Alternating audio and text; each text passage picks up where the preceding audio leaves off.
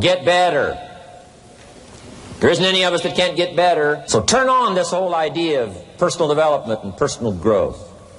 That was what my teacher shared with me that changed my life. Starting a few steps from here at that convention. I'm telling you, for things to get better, you got to get better. Don't ask for it to change out there. Ask for you to change here. Don't ask for a more favorable wind. We call that naive. Don't ask for better seed, better soil. This is the only planet you got. Just ask that you can get wiser and stronger and better and be able to take care of your own responsibilities. Get better. Learn how to handle the seasons better. Let's go through them. Just get better at handling the winters. You can't change the winter. You can't change the seasons, but you can change yourself. You say, well, what can I do about the upcoming winters of my life? The challenges that I know I'm going to face. Here's what you can do. You can get wiser and stronger and better.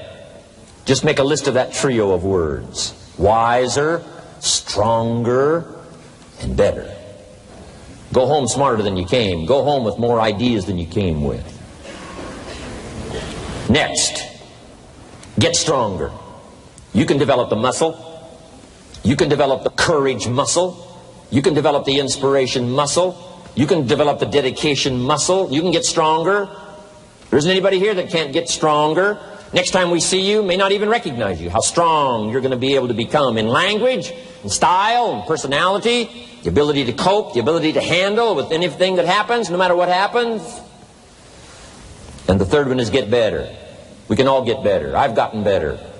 First talk I gave, I stood up, my mind sat back down. But here's the secret to my success. I stood up and did it again. I stood up and I did it again. And I did it again, and I did it again all those many years ago. I did it when I was scared, and I did it when I didn't want to, and I did it when I was ill. And I did it when it didn't work well, and I did it when they didn't appreciate it, and I didn't a lot of times when I didn't know much what I was doing. I just did it anyway.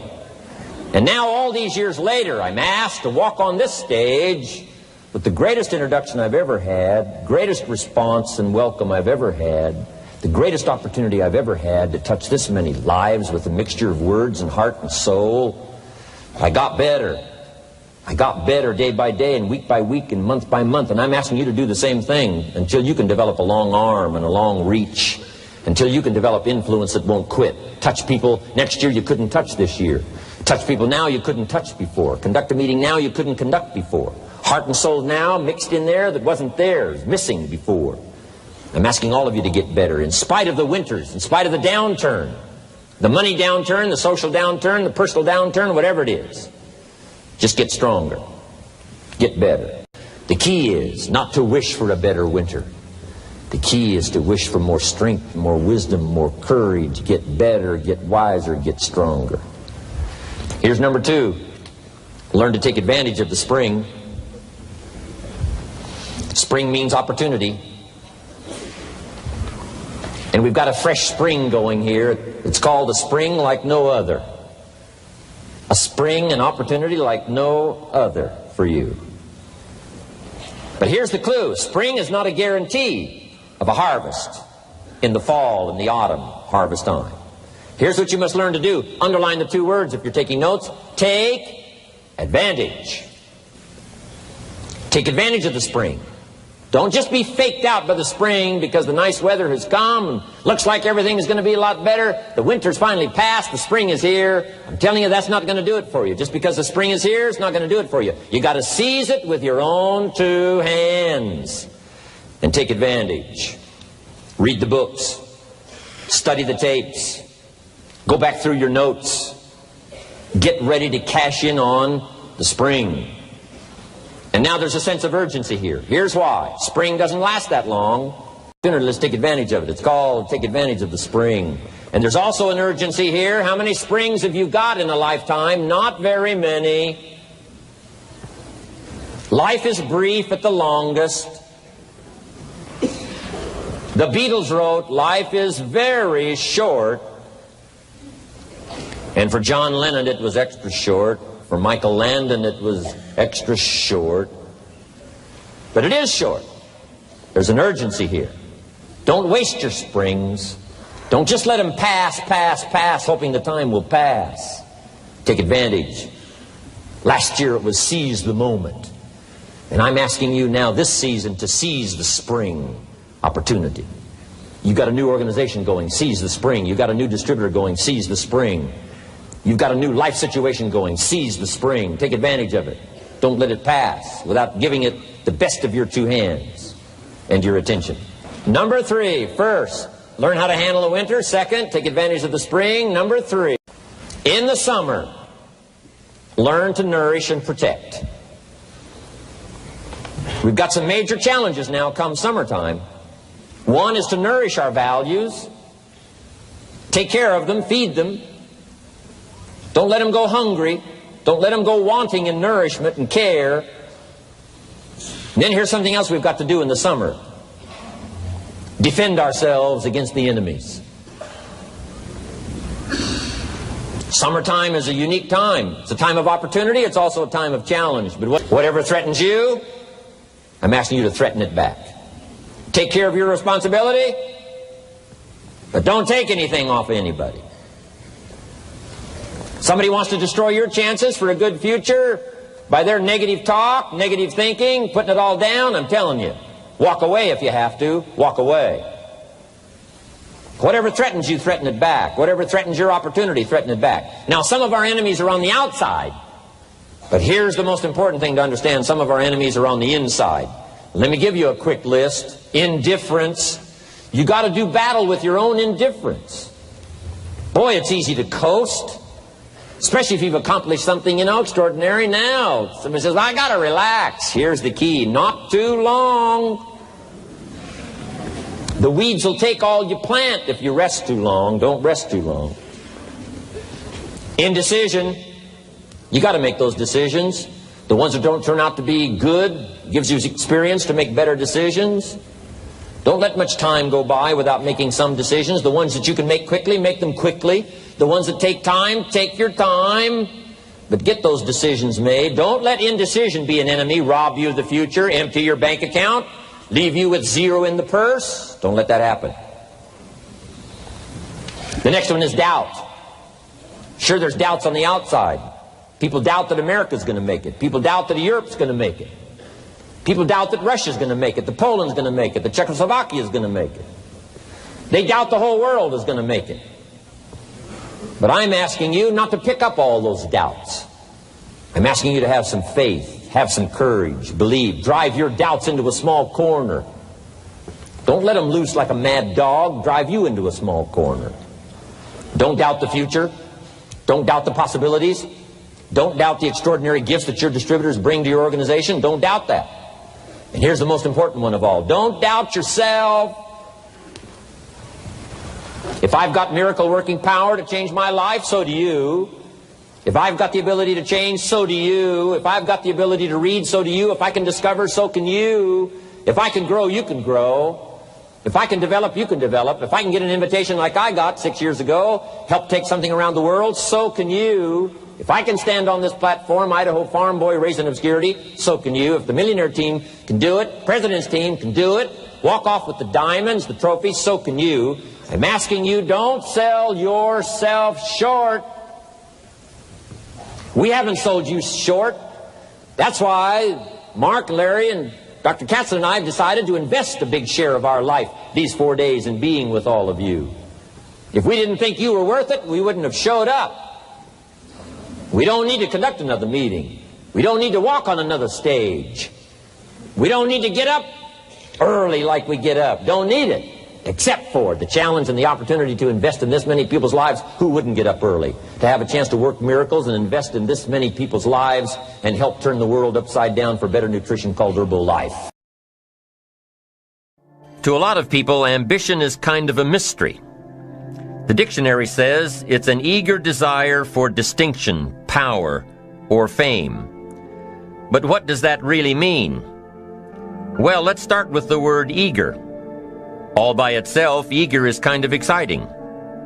Kids are eager for their birthday parties. They expect to be the center of attention, get lots of presents, eat too much. I guess grown-ups are eager for birthdays too. Unless, of course, they're embarrassed that the number of candles on the cake outnumber their achievements. But we can be eager to see a ball game, eager to see our kids in a dance recital, eager to see an old friend, eager to shop for a new car. Eager sounds like a lot of fun. But do you ever hear people say they are eager to live a better life, eager to have a better family, eager to make a lot of money? Probably not. And that's a problem. Because how I see it, living a better life, having a better family, and making a lot of money takes an eager desire. We have the remarkable ability to get exactly what we must have. But there is a difference between wishes and desires. We've all heard people say, "Oh, I wish I could just drop 5 pounds. I want to be a little lighter." And we've probably said it ourselves, especially after a big holiday dinner of turkey and homemade pie and every other thing we can possibly stuff ourselves with in one 8-hour period of time. And even though we may wish we could breathe a little easier in our clothing, we have to have the desire to exercise a little more and eat a little less. The "I wish I could lose weight" has to become, "I have the eager desire to lose weight." I'm also sure you've heard people talk about wishing they had more money to pay the bills, or take a vacation, or just to take a little pressure off of life. But before their lifestyle can change, their wish needs to become a desire. If they really desired change, they wouldn't spend their evenings just watching TV and wishing they were doing something more. The backbone of an eager desire to change is discipline. True ambition is disciplined, eager desire. It's that little part within us that says, if I want to be ready for that meeting tomorrow, I need to finish preparing for it today. If I want to make sure I can pay for my kids' college education, I need to start saving today. If I want a better life tomorrow, I need to start working on it today. Ambition is a minute-by-minute, day-by-day mentality. To have the ambition to work towards a better family life, a newer car, a bigger house, a financially secure future, you have to live it every moment. If living a successful life was easy, I'm sure more people would be successful. If just being ambitious was enough, I'm sure all of the broke and perplexed people in the world wouldn't be broke and perplexed. While most people spend most of their lives struggling to earn a living, a much smaller number seem to have everything going their way. Instead of just earning a living, the smaller group is busily working at building and enjoying a fortune. Everything just seems to work out for them. And here sits the much larger group, wondering in awe on how life can be so unfair, complicated, and unjust. So what's the major difference between the little group with so much and the larger group with so little? Despite all the factors that affect our lives, like the kind of parents we have, the schools we attended, the part of the country we grew up in, none has as much potential power for doing good as the ability to dream. Dreams are a projection of the kind of life we want to lead. Dreams can drive you. Dreams can make you skip over obstacles. When we allow our dreams to pull us, they unleash a creative force that can overpower everything in our way. To unleash this power, though, your dreams must be well defined. A fuzzy future has little pull power. Well-defined dreams are not fuzzy. Wishes are fuzzy. To really achieve your dreams, to really have your future plans pull you, your dreams must be vivid. One of the issues Mr. James dealt with in his lifetime was, what does it mean to be a success, a significant person? After years of pondering this question, William James described success as a combination of two things. Number one, an inner ideal which is followed persistently with courage. And number two, outer achievement related to that ideal. Let's go back to number one, an inner ideal which is followed persistently with courage. I take that to mean defining a goal and having the resolve to complete it. No matter what, I'll do it or die. Promise yourself you'll read the books until your skills change. Go to the seminars until you get a handle on it. Do it until it makes sense. Practice it until you've got it right. Don't give up until you get where you want to be, however long that is. Step by step, piece by piece, book by book, seminar by seminar, do it until. Go for it. Until is a very important word. It's magic. It means that you'll never give up. Don't miss the chance to grow, to pay the price. Until you learn, change, grow. You'll discover some of life's great treasures when you pay that price. William James' second part to success dealt with the outer achievement related to that ideal. You need both aspects to really be a success. But what Dr. James realized about his philosophy of success was that the first part is indeed more important than the second. Going for it. As long as you're working toward your inner goal, your dream, then success is possible. But once you give up your inner vision, then you can never become successful. You never will become successful. Until doesn't even matter. Now, maybe the person who's been working on a project for 10 years can be successful in his own right, if he's honestly working toward it, doing everything to make himself worthy of reaching the dream, really happy with where he is, doing it until. Then maybe he is a success. It's a personal thing, going for it one step at a time. Going for small accomplishments along the way for however long it takes.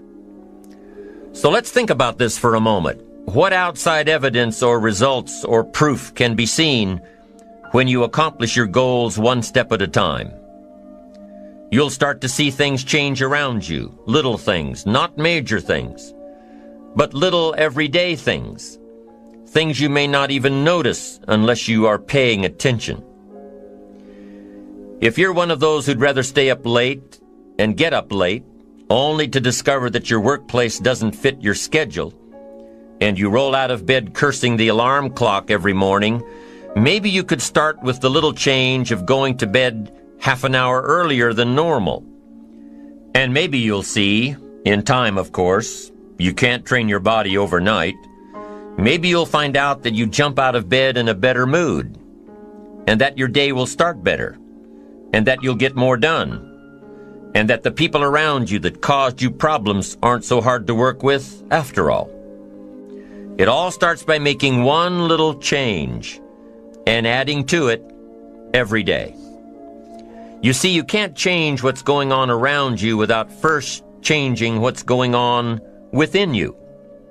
Start changing how you look at mornings, and sure enough, people will start changing how they look at you. When you start changing how you think, how you act, how you treat others, how you treat yourself, when you start responding instead of reacting to life, life will start responding to you. I'm telling you that you can do it with your lifestyle. You can do it with your sales career. You can do it with your management career. You can do it with any part of your life. You cannot believe what can happen in such a short period of time. So you ask yourself, what small changes can I start making today? Well, you can start in your car on your way to work. If you're sitting on the highway, stop-and-go traffic, moving at about 15 miles per hour tops, look at the guy or the lady sitting next to you and give them a smile, or thumbs up, or even wave. Now, some people might think you're a little strange, but hey, you'll feel better. And tomorrow, when you get into the office, how about a big cheery hello to the people at the front desk, and everyone you see on the way to your office? And when you get home tonight, how about giving your wife or husband and kids big hugs instead of collapsing on the sofa? When you start with the little things that make others happy, improve their day, you'll find that these little things add up to big ones. So what happens when you start taking charge of your own personal happiness, your own life? Do you think that these little things will somehow make a difference in meeting your goals? You bet they will. You can't do it alone. You can't be successful by yourself. It's hard to find a rich hermit, you know. The ambitious person realizes that each of us needs all of us. You all by yourself may have finalized the company's marketing plan, or finished up the sales projections, or even wrote the mission statement for the year to come.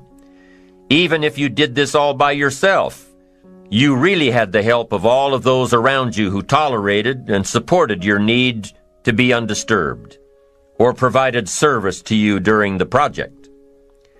Maybe you should thank those people every once in a while with a dinner certificate or a bouquet of flowers.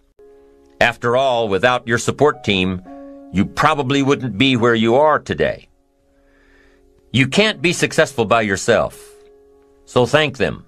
Thank those around you, and let them know just how important they are to you. Be it your office personnel or your family or your friends, a thank you sure goes a long way. You don't have to worry about the winds that will most certainly blow around you, the obstacles, the negativity that will stand in your way. You don't have to worry about what other people will say. You just have to keep your mind on your course. Those winds may blow fast and furious, but if you know your path, if you know where you are going, they will help push you toward the dreams and goals and treasures that you have already decided you're going after. Your goals will push you forward, ahead of the stormy weather. There are some amazing people around that we can learn from today. People who have already braved the storms and come out on top. People who are still alive today. People who started with nothing and ended up with something great. Famous people, not so famous people. Maybe even people you know, but don't know their stories. People who had an early vision and ambition. People who turned their focused dreams into the reality of success. One of my friends tells this story about her dad. She thinks he's cheap. She gives him a hard time every time they go to one of those all-you-can-eat places, because he eats all he can eat, until he can't move, until he needs to take something for indigestion. But she knows where he came from, his history, and understands just why he is the way he is. He eats all he can eat because he was raised in an orphanage, a place where you had to grab all you could or you'd be hungry. But the real story behind her father is that he made himself a millionaire with nothing more than a dream. He watched his own father drown when he was 4, was taken away from his mother a few years later and put into an orphanage because he was so bad. Raised by other people, strangers. After growing up in foster homes, he decided to go out on his own. He barely finished high school, but he found a job as a vacuum cleaner salesman. He did well, really well. But the woman he loved didn't want to marry a vacuum cleaner salesman, and he really didn't want to be one, so he went to college, went on to medical school, prospered, really prospered, led a tremendously successful life as a radiologist, and is now retired, goes fishing, rides his Harley. Stories of success are all around us, everywhere. Take the time to talk to these people or read their stories. You might learn something. You might find out that they have already traveled the path you are now on. Many of these people have written books on their journeys. These books tell the stories and give the secrets that we can all learn from. Let's say you decided to take a trip, just a short one, maybe for a weekend. Let's say you want to go away to a place you've never been before. Wouldn't you want to find someone who had been there? Ask them a few questions? What's the best way to get there? The safest route? The quickest route? What do I need to bring to be totally prepared? What fun things should I look for on the way? What dangers do I need to avoid? By talking with someone who has already been there, it'll make your trip that much more enjoyable. It's the same thing with life. By listening to those who are farther along in the journey you are interested in taking, and learning from their successes and failures, you just might pick up something that will make your journey that much better. Listening to the stories of others can be motivating, captivating. They can provide that extra push you've been looking for. They can demonstrate what the power of ambition is truly all about. They've been there. Their knowledge is valuable. And when you use that knowledge and motivation to take action, you'll gain momentum. Eventually, you will find that the key to motivation, true motivation, is right there inside you. You won't have to look elsewhere to get pumped up, turned on, charged up. With the right knowledge behind you, you will learn how to motivate yourself.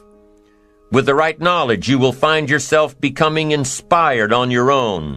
And in order to move forward, you must be motivated, inspired, ambitious. You must have dreams and goals that create ambition. Good ambition, positive ambition. Now, ambition does not mean being greedy. It does not mean being selfish. It does not mean getting ahead at the expense of others. Ambition is not greed. Ambition is not avarice, an all-consuming desire for wealth. Ambition is not hoping you can win at the expense of others. Do you suppose Judas was ambitious? He ended up with 30 pieces of silver, a fortune in those days. Was Judas successful because he had all that money? No, Judas sold out. Was Judas happy when it was all over with? No. The money didn't make him happy. What he did to get the money certainly didn't make him happy. What Judas became in the pursuit of his fortune caused him to end his own life. What drove him was not ambition. Ambition is not greed. Ambition is an eager desire to achieve, an eager desire to get ahead in life, to do more for your family, to prosper in health, wealth, and relationships. Now, desire does not always translate into ambition. Desire is what you want for yourself. A bigger house, a better car, a fatter bank account, a better life. I desire to have these things. Ambition is how you get there. Desire is sometimes healthy. Desire is sometimes unhealthy. Desire might say, I want the tallest building in town. The destructive side of desire might urge you to tear all of the other buildings down. I guess that's one way to do it. You might get away with tearing down the first one and maybe the second one. But in your desire to tear them all down, sooner or later, some guy is going to be standing out in front of his building saying, I'm on to you. Get out of here. And pretty soon you're no longer known as a builder. You're known as a destroyer. Now, the second way to have the tallest building in town is to see it, dream it, and plan it, and put your team on it, work on it. Go through all of the steps to get there. Do it right.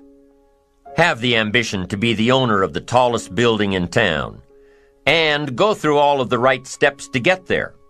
If you really want it, and have the skills to do it, and the patience to weather all of the storms, your ambition will lead you there. We get paid for bringing value to the marketplace. Now, it takes time to bring value to the marketplace. However, we do not get paid for time, so we cross that out. Mistakenly, the man says, I'm making about $20 for an hour. Not true.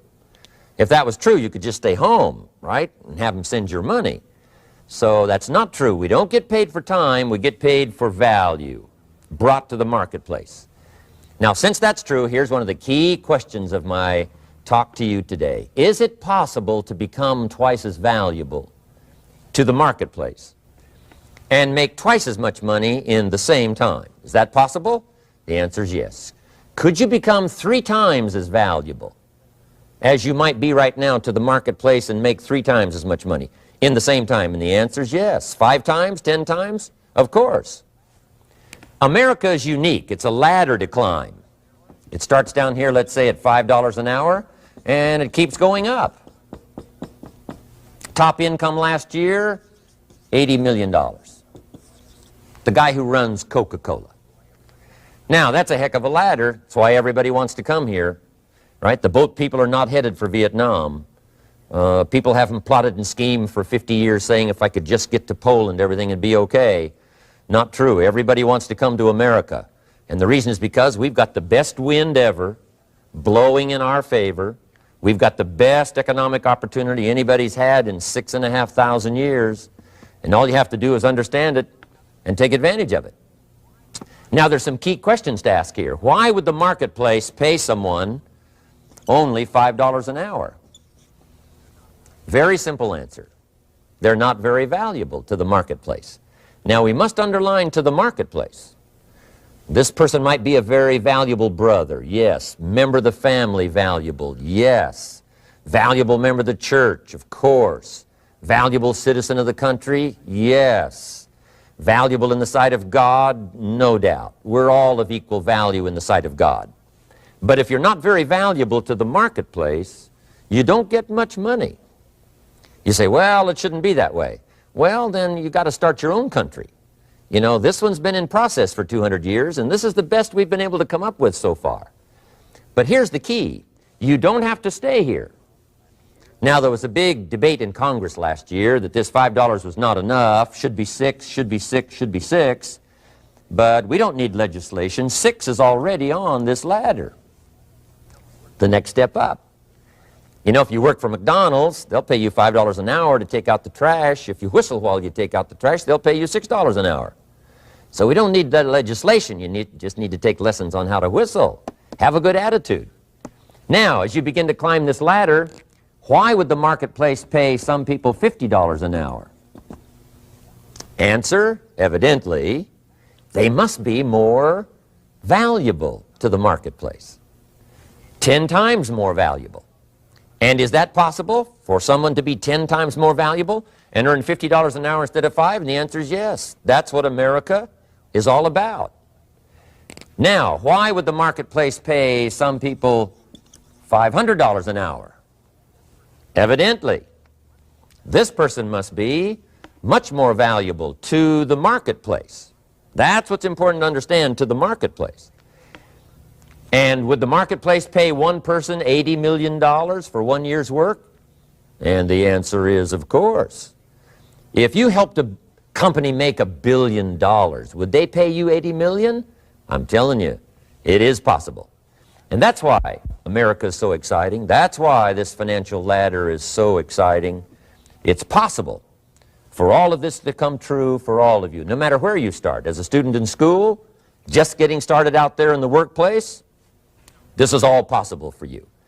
Now, Mr. Schoaf gave me the clue on how to climb this ladder as high as I wanted to climb.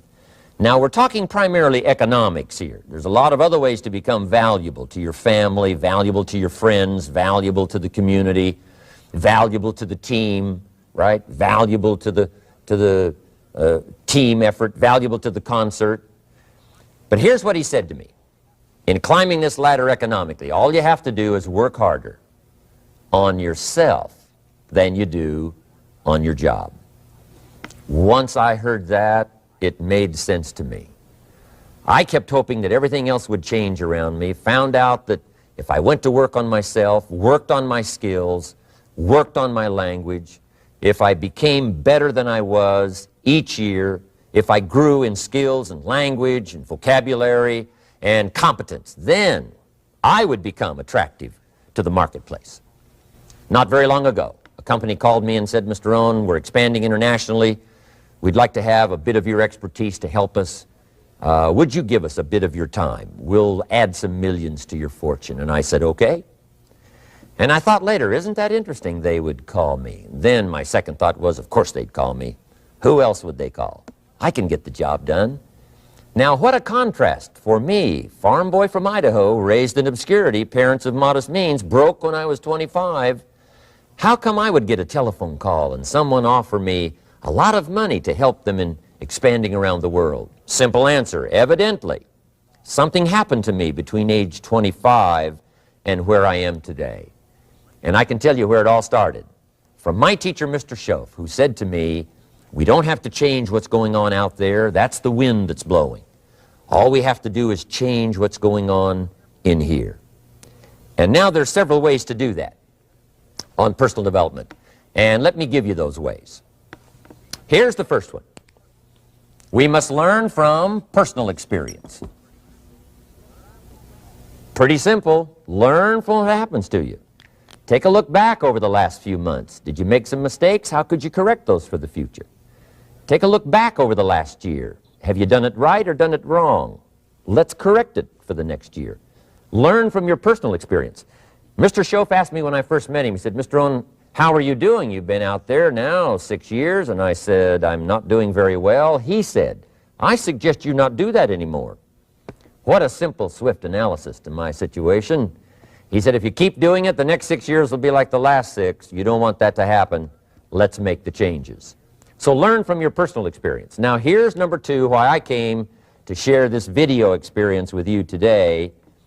And that, I call it OPE, other people's experiences. That's me, other people. That's your teacher, other people. That's your friends and colleagues, other people. The people you meet that can pass along to you their experiences, what's happened to them, the mistakes they made, how they corrected them, how they changed their health and changed their bank account and changed their income and changed their future. That's it, other people. Now there's 2 kinds of people to learn from. One is failures. It's too bad failures don't give seminars, right? That would be valuable. Bring your notebook, have them tell you how they lost it all and threw it all away, threw their health away and threw their friendships away and things didn't work out well. That would be valuable. But now then we must also learn from positive, people that have done well. They've got the health, and so we ask them, how did you become so healthy? They've got the skills, so we ask them, how did you become this skillful? They've got the income, so we ask them, how did you get here in such a short period of time? So now here's what's important in personal development. In learning from other people, we learn, number 1, by observation. We learn what we see. We watch people that are successful in what they do. In sports, we watch their disciplines. In business, we watch their disciplines. By observation, what we can see. The reason I created this video is something that you could see someone's experiences translated for you. Second, we learn by what we hear. I've got some of my lectures on cassette tapes, so you can take them with you wherever you go and learn by listening. Turn your car into a mobile classroom and listen. And then listen to the sermon on Sunday morning. Listen to the lectures. Listen to the teacher. Listen to someone who's got something good to say. And then number 3 is vitally important on personal development, and that is read all the books you can possibly read in your lifetime. Mr. Schoaf got me started on my library. I've got one of the better libraries. Haven't read everything in it, but I feel smarter just walking in it, my library. At least I was smart enough to buy it. Now I got to be smart enough to read it. And then, of course, I got to be smart enough to decide what's valuable and then do it. But this one is very important. Become a good reader. Some books that helped change my life. Mr. Schoaf recommended, of course, the Bible. And my parents made sure I was a pretty good scholar by the time I was 18. That's been so beneficial for me, drawing from those illustrations, reading about those stories, people who made it and people who didn't make it and what the difference was. And then other books that helped to really change my life. One called Think and Grow Rich by Napoleon Hill. And then a book that helped me become financially independent by the time I was 31. And that book is called The Richest Man in Babylon by George Clason. And I'm going to share a little bit of that book with you when I get to financial independence today, our 3rd subject. But I started reading the books, attending the classes, making sure that I got in front of people that had something good to say. And then I started keeping a journal. One of the major things my teacher taught me was to keep a journal. He said, don't trust your memory. If you hear something good, just make a little note and write it down. Now, at first I took, notes on pieces of paper and torn off corners and backs of old envelopes, and it didn't serve me well, thrown in a drawer. Then I learned to keep a journal, a bound copy of all my notes. So I would suggest you do the same. Things that impress you, a poem that impresses you. When you attend a class, some of the ideas that impressed you, jot them down. You read something in a magazine, right? Some ideas. Take those out, put them in your journal. Keep a good journal the rest of your life. This will serve you well. My journals make up a significant portion of my own library. And if you saw my library and saw my journals, I tell you what you'd have to say. This is the library, and these are the journals of a very serious student. No wonder Mr. Rohn is invited to lecture and speak on his experiences around the world. So I want the same thing to happen to you. Value captured that you can resort to later, go back over it and review it, and let it become valuable to you. So that's my first subject, personal development. Work harder on yourself than you do on your job. Develop the skills, learn the lessons, take the classes, absorb all that is being taught to you these days. And then later on, of course, you can sort it out, what's valuable to you and how to refine it for your business and for your life and for your future. But the main thing is to get it and start this process of personal change, personal development. And let me say it one more time. If you will change, everything will change for you. You'll never be the same. You'll keep growing. As you look back on a few months, look back on a few years, you won't believe the progress you can make. Economically, your relationship with your family, your friends, and whether you're in sports or economics or whatever, I'm telling you, that whole process of committing yourself for personal change, personal value, can really make your life unique and worthwhile.